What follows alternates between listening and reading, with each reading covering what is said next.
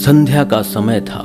सूर्य की किरणें पेड़ों के पत्तों से छन छन कर नीचे गिर रही थी और हर चीज पर एक स्वर्णिम आभा बिखेर रही थी। एक गहरी शांति वातावरण में छाई हुई थी, जैसे प्रकृति स्वयं ध्यानमग्न हो। भगवान बुद्ध अपने कुछ शिष्यों के साथ घने वन से होकर गुजर रहे थे। उनकी चाल न तो तेज थी न धीमी, बस स्थिर, सजग और शून्य से जुड़ी हुई थी। रास्ते में एक निर्मल झरना बह रहा था। उसकी कल कल ध्वनि जैसे किसी अदृश्य संगीत का स्वर हो। बुद्ध ने रुकने का संकेत दिया। वे झरने के किनारे बैठ गए और अपने कमंडल से पानी पीने लगे। शिष्य भी शांत भाव से वहीं बैठ गए। कुछ ही समय बाद एक युवक दूर से दौड़ता हुआ आता दिखाई दिया। उसका वस्त्र अस्त व्यस्त था, माथे पर पसीना, आंखों में जिज्ञासा। वो पास आया और हाँफते हुए बोला, भगवान, क्या मैं आपसे कुछ प्रश्न पूछ सकता हूँ? बुद्ध ने उसकी ओर देखा। उनके चेहरे पर वही शाश्वत मुस्कान जो न स्वागत करती थी न इनकार, बस स्वीकार करती थी। पूछो, बुद्ध ने कोमल स्वर में कहा। युवक थोड़ा जोर से बोला, आपने सब कुछ छोड़ दिया? राजमहल, परिवार, धन, ऐश्वर्य, क्यों? आखिर किस खोज में निकल पड़े हैं आप? उसके स्वर में प्रश्न तो था ही, साथ में थोड़ी आलोचना भी थी, जैसे वह कहना चाहता हो जो सबके लिए सपना है वो आपने ठुकरा दिया। बुद्ध ने क्षण भर के लिए झरने की ओर देखा, जैसे उस जल की पारदर्शिता में उत्तर छुपा हो। फिर बोले, मैं उस सत्य की खोज में निकला था जो जन्म, मृत्यु और दुख से परे है। युवक चौंका। उसे उत्तर तो मिला, पर तृप्ति नहीं। वह आगे बढ़ा। क्या आपने वह सत्य पा लिया?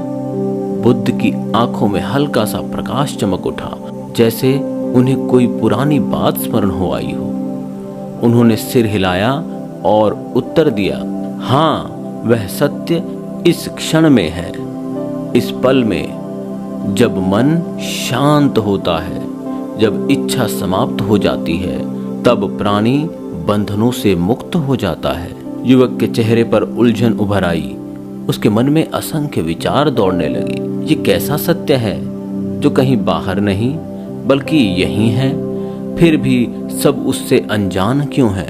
उसने एक और प्रश्न किया, मन कैसे शांत होगा भगवान, जब इस संसार में हर ओर दुख है, हर कदम पर लालसा और हर रिश्ते में मोह है। बुद्ध ने धीरे से आंखें मूंदी। हवा चल रही थी, पेड़ झूम रहे थे, पर उनके भीतर एक गहरी निश्चलता थी। फिर उन्होंने अपनी आंखें खोली और बोले, मन एक बंदर की तरह है, हर समय इधर उधर कूदता है। वह एक डाल से दूसरी डाल पर, एक विचार से दूसरे विचार पर कूदता रहता है। वह युवक अब पूरी तरह ध्यान मग्न था। बुद्ध आगे बोले, लेकिन यदि उस बंदर को बस देखो, बिना भागे, बिना उसे रोके, तो धीरे धीरे वह थमने लगेगा। वह रुक जाएगा, जैसे एक गड्ढे में गिरा हुआ पानी जिसमें कीचड़ हो। यदि उसे हिलाओ मत, तो कुछ समय में सारी गंदगी नीचे बैठ जाती है। तब पानी में तुम्हारा चेहरा साफ दिखाई देने लगता है। ठीक वैसे ही मन यदि देखा जाए, समझा जाए बिना टकराव के, तो वह शांत हो जाता है। युवक ने सिर झुकाया। उस क्षण उसने पहली बार अपने भीतर झांकने की कोशिश की। उसकी सांसें भारी हो चली, आंखों में नमी उतर आई। उसने बुदबुदाकर कहा, मैंने कभी अपने मन को देखा ही नहीं। मैंने केवल दूसरों को दोष दिया, परिस्थितियों को कोसा, पर कभी यह नहीं जाना कि भीतर ही मेरा युद्ध चल रहा है। बुद्ध ने अपनी करुणा भरी दृष्टि उस पर डाली। जो अपने भीतर की आवाज सुन लेता है, वही संसार के कोलाहल से परे जा सकता है।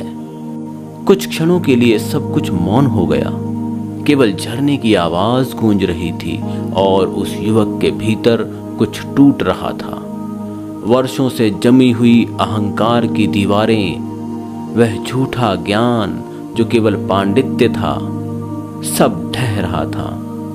उसने धीरे से बुद्ध के चरणों में बैठकर कहा, भगवान, मैं समझ गया। मैं उस झरने की तरह बनना चाहता हूं, शुद्ध, बहता हुआ और शांत। मुझे स्वीकार कीजिए। बुद्ध ने अपना हाथ बढ़ाया और उसका सिर सहलाया। सत्य को कोई सिखा नहीं सकता, मैं केवल दर्पण दिखाता हूं। जो देख सके वही देख पाता है, और आज तुमने पहली बार स्वयं को देखा है। यही प्रारंभ है। दोस्तों, यदि यह वीडियो आपको अच्छा लगा हो तो कृपया इसे लाइक करें और शेयर करें, और इस चैनल को अधिक से अधिक सब्सक्राइब करें। और जीवन व जगत से जुड़े हुए आपके मन में उठने वाले प्रश्नों के यदि उत्तर आप जानना चाहते हैं तो कृपया हमें कमेंट के माध्यम से सूचित करें।